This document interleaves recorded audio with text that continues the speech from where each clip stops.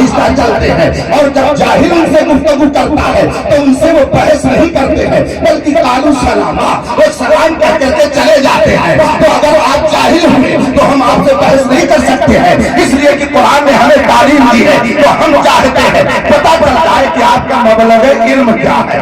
1.5 گھنٹہ تک جناب کا علمی جنازہ نکلتا رہا، اور جب زیادہ جوش دلایا گیا تو ہم نے دیکھا کہ جناب کے چہرے پر ہوائیاں اڑنے لگی۔ حضرت مناظر رشیدیہ میرے سامنے رکھی ہوئی تھی، اس کو میں نے مجمع کو دکھایا اور میں نے کہا اس کے مصنف اور رائٹر بریلی کے نہیں ہیں، یہ جون پور کے رہنے والے ہیں، اور یہ اعلیٰ حضرت کے مرید اور خلیفہ نہیں ہیں۔ سن 1038 ہجری میں ان کا انتقال ہو گیا۔ یہ کتاب 400 سال پہلے کی ہے۔ اس میں لکھا ہوا ہے کہ دونوں مناظر اگر ہم پلہ ہوں تو مناظرہ کرنے میں سہولت، اور دونوں کو چاہیے کہ ہم پلہ رہیں۔ میں نے ترجمہ تو کر دیا مگر عبارت کے لیے میں نے ایک صاحب کو ایک کتاب دی اور میں نے کہا لے جائیے ان کے پاس، کہہ دیجئے کہ اس کو پڑھ دیں اور پڑھ کر کے اس کا ترجمہ کر دیں۔ لیکن جناب کو دن میں تارے نظر آنے لگے۔ وہ کیا سمجھے بیچارہ کہ علم کیا چیز ہے، وہ کیا سمجھے کہ مناظرہ کیا چیز ہے۔ ایک روز میں نے اس کی ایک تقریر سنی، وہ کہہ رہا تھا کہ تعزیہ بنانا سنت رسول ہے، اور صرف بنانا ہی نہیں بلکہ گھمانا بھی سنت رسول ہے۔ اور دلیل کیا دے رہا ہے کہ رسول پاک صلی اللہ علیہ وسلم مکے میں امام حسین کو کندھے پر بٹھا کر مکے کی مدینے کی گلیوں میں گھماتے تھے، اور تعزیہ امام حسین کی یادگار ہے تو اسے بھی گلیوں میں گھمانا یہ رسول پاک کی سنت ہے۔ اس لیے کہ حضور نے امام حسین کو مدینے کی گلیوں میں گھمایا تو ہم اگر ان کی یادگار تعزیہ کو گھمائیں تو یہ رسول پاک کی سنت ہے۔ مارے گھٹنا پھوٹے سر جب اس نے یہ تقریر کی، اس کے ماننے والوں میں نعرے حیدری، سمجھ میں بات آ گئی۔ وائی سے بے نیاز بھی جاہل مطلق ہے اور ان کے ماننے والوں کا بھی وہی حال ہے۔ اس لیے میں نے سوچا تھا آج ان کا علمی جنازہ نکل جائے گا، لیکن بعد میں سمجھ میں آیا علم ہے ہی نہیں تو علمی جنازہ کیا نکلے گا۔ ہاں جہالت کا جنازہ ضرور نکل جائے گا۔ اب میں نے کہا ذرا یہ کتاب ان سے کہہ دیجیے پڑھ کر کے اس کا مطلب بتا دیں تاکہ لوگ سمجھ جائیں کہ اختر حسین قادری اپنی طرف سے نہیں کہہ رہا ہے بلکہ یہ لکھی ہوئی کتاب ہے، اس کو ماننا تو پڑے گا۔ لیکن جب آدمی اس کے پاس کتاب لے کر کے گئے کہتا ہے مجھے اس کی ضرورت نہیں ہے، کتاب اس نے واپس کر دیا، پھر دوبارہ لے کر کے گئے، دوبارہ واپس کر دیا، دوبارہ میں نے بھیجا، پھر واپس کر دیا۔ مجھے جلال آیا، میں نے کہا خدا کی قسم یہ اتنا بڑا بے علم ہے کہ اس کے پاس اتنی صلاحیت نہیں ہے کہ اس کتاب کو یہ پڑھ سکے، نہ اسے سمجھ سکے، نہ اس کو سمجھنے کی صلاحیت ہے، نہ پڑھنے کی صلاحیت ہے۔ جس کا یہ حال ہو وہ صحابہ پر تبرہ کرے، اس کو تو پانی میں شرم کے مارے ڈوب کے مر جائے۔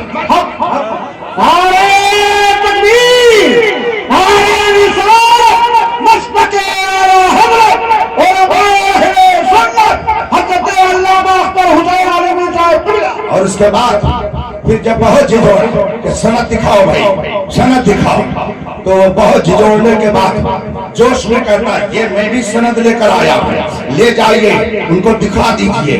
میرے بغل میں مولانا شہزاد عالم صاحب استاد جامعۃ الرضا بریلی شریف بیٹھے ہوئے تھے۔ میں نے ان سے کہا ذرا دیکھیے تو انہوں نے ہنس کے کہا حضرت یہ تو عجیب سند پیش کر رہا ہے اپنے عالم ہونے کی۔ میں نے کہا وہ کیا؟ کہا ایک حفظ کی سند ہے اور ایک اردو ڈپلوما کی سند ہے، اس کے علاوہ اس کے پاس کوئی سند ہی نہیں ہے۔ میں نے کہا اللہ اکبر، ارے جناب اسی لیے تو آپ اتنی دیر سے سند نہیں دکھا رہے تھے، اس لیے کہ آپ کے پاس عالم کی سند ہے ہی نہیں، کیونکہ آپ نے پڑھا ہی نہیں ہے، آپ بے علم ہیں۔ بے علم سے مناظرہ کرنے کے لیے اختر حسین نہیں ہے، لاؤ کسی علم والے کو تو پتا چلے۔ مجبوراً اس کے صدر مناظرہ نے کہا ہم اعلان کرتے ہیں ہم نے جن کو مناظر بنا کے بھیجا تھا ان کے پاس کوئی سند نہیں ہے، وہ عالم نہیں ہے، اس لیے ہم ان کو ہٹا کر کے دوسرے کو لاتے ہیں۔ اللہ اکبر، اتنی ذلت و رسوائی اسے مجمع میں کل اٹھانی پڑی۔ میں نے دل میں سوچا تو صحابہ کی عظمت پر کھیلنے کی ناپاک کوشش کرتا ہے، خدا اسے ایسے ہی اچھی جگہوں پہ بلا کے سخت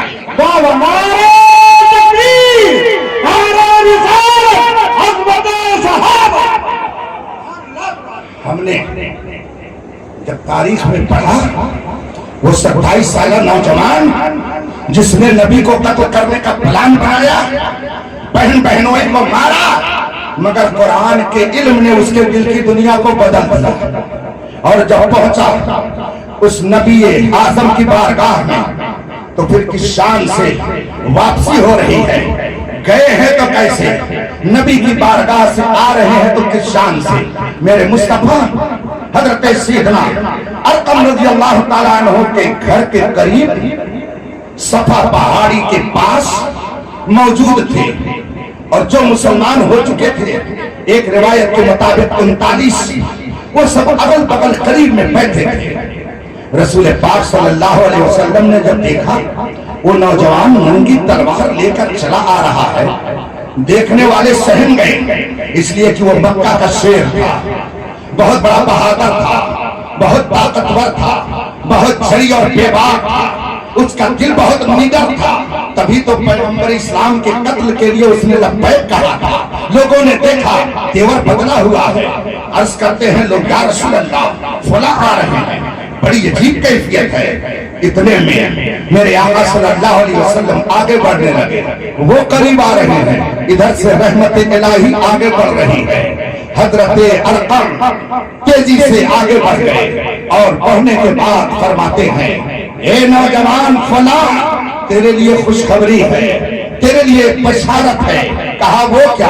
کہا رات ہی میں نے اپنے پیغمبر سے سنا ہے، رات ہی میرے پیغمبر دعا کر رہے تھے اللہم اعز الاسلام بے عمر ابن الخطاب او ابی جہل ابن ہشام۔ رات میرے نبی نے دعا کی ہے کہ اے مولا اسلام کو غلبہ دے دے، اسلام کو طاقت دے دے، یا تو عمر ابن خطاب کے ذریعہ یا ابو جہل ابن ہشام کے ذریعہ۔ رات ہی ابھی میرے نبی نے دعا کی ہے، لگتا ہے کہ تمہارے حق میں دعا قبول ہو گئی ہے، آؤ آؤ چلو، لگتا ہے تیری قسمت کا ستارہ جگمگانے والا ہے۔ نوجوان کو لیا اور نبی کی طرف بڑھتے رہے، میرے مصطفیٰ بھی آگے بڑھے۔ روایت میں آیا ہے کہ ایک دستے پاک سے میرے مصطفیٰ نے اس نوجوان کا دامن پکڑا اور دوسری دستے پاک سے اس کی تلوار کو پکڑا اور فرمایا کیا چاہتے ہو؟ ہلاکت چاہتے ہو؟ کیا اس وقت فتنہ فساد بند کرو گے جب تم یہاں پر اپنی ذلت کو اپنے ماتھے کی آنکھوں سے دیکھو گے؟ میرے مصطفیٰ نے اس کی ذلت کی داستان جو ہی اس کے سامنے رکھی، نتیجے کے طور پر اسے کچھ اور نہ سننا تھا بلکہ کہا اشہد ان لا الہ الا اللہ واشہد ان عبدک انک عبدک انک عبدہ ورسولہ۔ میں گواہی دیتا ہوں، ہم گواہی اس بات کی دیتے ہیں کہ آپ اللہ کے رسول ہیں، خدا ایک ہے، آپ اس کے بندے ہیں، اس کے رسول ہیں۔ میرے مصطفیٰ نے جب اسے کلمہ پڑھایا اور تھوڑی ہی دیر کے بعد جب اس کے دل کی دنیا بدلی تو اب کہتا کیا ہو نوجوان، آپ لوگ چپ کے کیوں رہتے ہیں؟ آپ لوگ خاموشی سے کیوں اندر رہتے ہیں؟ لوگوں نے کہا ہمیں ذرا خوف ہے۔ کہا کچھ نہیں، سب باہر نکلو، سب باہر نکلو، دو لائن لگاؤ، ایک لائن میں میں رہوں گا اور دوسری لائن میں یہ میرے مصطفیٰ کے چچا حمزہ رہیں گے۔ لائن لگاؤ سب لوگ۔ 39 کے بعد 40 ہوئے تھے، 20 کی لائن لگ گئی۔ ایک طرف وہ نوجوان ہے جو مکے کا شیر بن کر کے آگے کھڑا تھا اور دوسری طرف میرے مصطفیٰ کے چچا ہیں، حضرت حمزہ ہیں، اور وہ نوجوان کہتا کیا ہے، چلو چلو لمبی لائن بنا کر کے چلو، اب چھپ کر کے اسلام نہیں رہے گا، اب ظاہر کیا جائے گا۔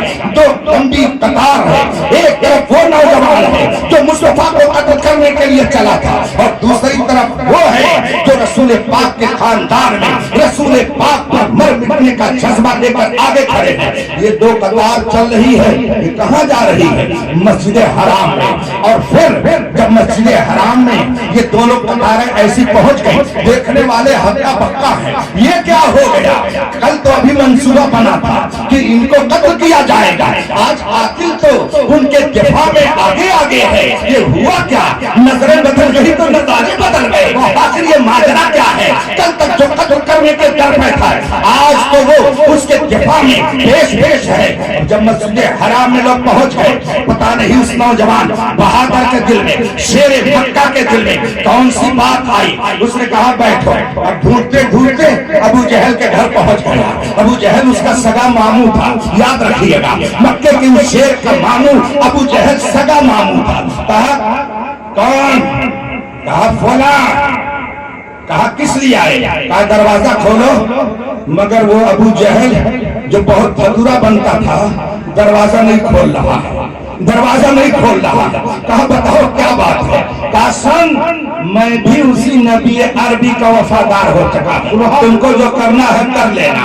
اب دوسرے کے دروازے پہ گئے جو بہت بھدورا بنتا تھا کنڈی کٹانے والا تھا لیکن دیکھا کہ وہ باہر کھڑا. کہا سن تو کل تک اس پیغمبر کو قتل کا منصوبہ بنا رہا تھا. سن لے یہ مسلمان ہو گیا اب اسی نبی کا وفادار ہو گیا. جا جو کرنا ہوگا کر لینا. ڈر کے مارے اس نے جلدی سے دروازہ بند کیا اندر چلا گیا. پھر تیسرے دروازے پہ وہ شیر گیا اور کہا سن لے یہ فلاں ہے نبی کا وفادار ہو چکا ہے جو کرنا ہوگا کر لینا.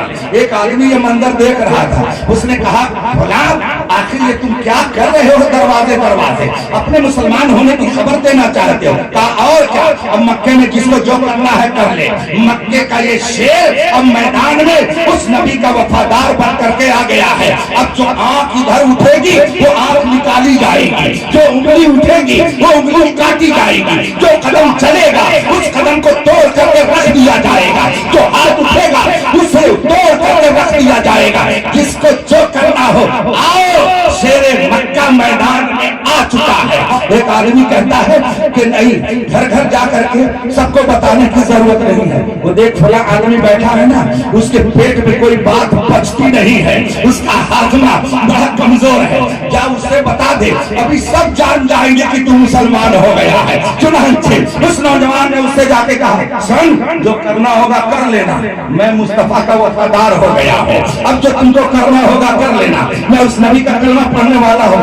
اچھا تم نے بھی اس نبی کا کلمہ پڑھ لیا؟ کہا ہاں جو کرنا ہوگا کر لینا. اب اس نے ایک جگہ سے چیخ کر کے مکے کے لوگوں کو بتایا ارے غضب ہو گیا. جس پر تمہارا بھروسہ تھا وہ تو مصطفیٰ کے قدموں میں چلا گیا. اب کون ہے جو تمہاری طرف سے مقابلہ کرے گا؟ تمہارا شیر اب نبی کا شیر ہو گیا ہے. پورے مکے میں خبر پھیل گئی. میں نے جب تاریخ پڑھی تو مجھے حیرت ہو رہی ہے کہ مکے کا اتنا بہادر نوجوان اور اتنی جلدی سرنڈر ہو گیا اس نبی کی بارگاہ میں کہ نبی کو نہ تلوار چلانی پڑی نہ تیر چلانی پڑی نہ جنگ کرنا پڑا. اور وہ نوجوان جو بڑا بہادر وہ مصطفیٰ کے قدموں میں آ گیا. آواز دی تاریخ نے کہ دیکھو جو مصطفیٰ کا شیر ہوتا ہے وہ مصطفیٰ کا تو غلام ہوتا ہے مگر اوروں کا وہ امام ہوتا ہے. جو نبی کا غلام ہوتا ہے وہ دنیا کا امام ہوتا ہے. اب یہ مکے کا شیر یہ مصطفیٰ کا شیر کہلائے گا. حضرت نے جب 2 روز پہلے مجھے بتایا میں نے عرض کی کہ کس موضوع پہ بولنا ہے تو کہا حضرت فاروق اعظم پر. اور اس سے پہلے میں نے سن رکھا تھا کہ جن کا عرس ہے ان کو لوگ بنارس میں شیر بنارس کہتے ہیں. تو دل نے کہا خون نے اثر کیا ہے وہ خون نے اپنا رنگ دکھایا ہے. مکے کے شیر نے بنارس میں اپنے لختے دکھا. شیر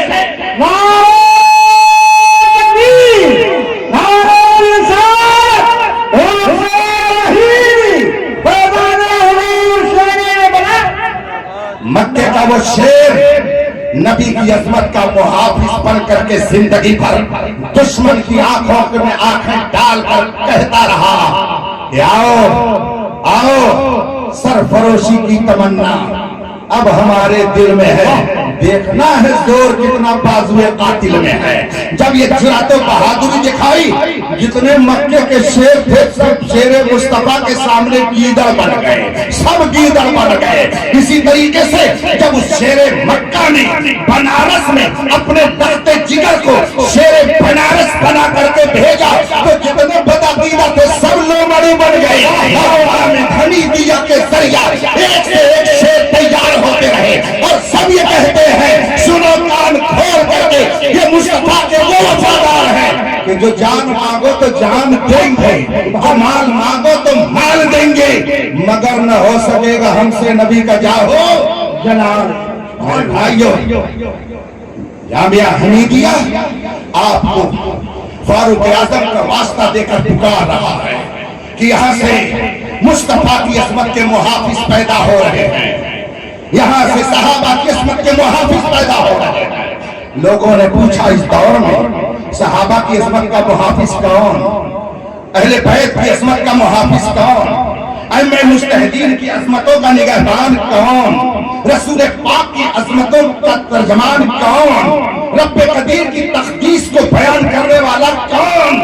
لوگوں نے کہا اس کا نام تو بڑا مشہور ہے۔ کہا کیا؟ کہا لوگ روز کہتے ہیں ڈال دی قلب میں عظمت مصطفیٰ سیدی اعلیٰ حضرت پہ لاکھوں سلام۔ اس کا مطلب ہے وہ عظمتوں کا نشان ہے، وہ عظمتوں کی حفاظت کا ترجمان ہے، اور جو اس کے نقش قدم پر چلے وہ بھی اس کی برکتوں سے نگہبان عظمت مصطفیٰ ہیں، اس لیے کہ اس نے بتایا ہے تیرے غلاموں کا نقش قدم ہے راہ خدا، وہ کیا بہت سکے جو یہ سراغ۔ نعرہ تکبیر، نعرہ رسالت۔ اس ادارے کو دن دونی رات چگونی ترقی عطا فرمائے۔ حضرت پیارے بھی نام بھی ماشاءاللہ، کوئی اگر دشمن پہ ہوگا تو پیارے ہی کہہ کر کے بلائے گا، سبحان اللہ، پیارے ہی کہہ کر کے بلائے گا، عداوت بھی کرے گا تو پیارے ہی کرے گا۔ وہ ہے حضرت پیارے بھی ساتھ، رب قدیر ان کی حفاظت فرمائے، ادارے کی حفاظت فرمائے، جتنے مدارس اہل سنت ہیں سب کی حفاظت فرمائے، اور پورے ہندوستان کی علماء کا سرپرست، مدارس کا روحانی سرپرست، پورے ہندوستان کے علماء، استاد یا دادا یا پردادا استاد، اعلیٰ حضرت کے مسلک کا بے باک ترجمان، عظمت مصطفیٰ کا نگہبان، شہزادے صدر شریعہ، ممتاز الفقہاء، سلطان المناظرین، حضور محدث کبیر کو اللہ سلامت آمین آمین۔ اس لیے کہ اس بڑھاپے میں بھی جوانوں کو مات دے کر کے جو برق کی طرح بجلی کی طرح پوری دنیا میں چمکتا ہے، اور دشمنوں کی آنکھ میں آنکھیں ڈال کر کے جو بات کرتا ہے اس ذات کا نام محدث کبیر۔ ہم باہر دعوانا الحمدللہ رب العالمین۔ السلام علیکم۔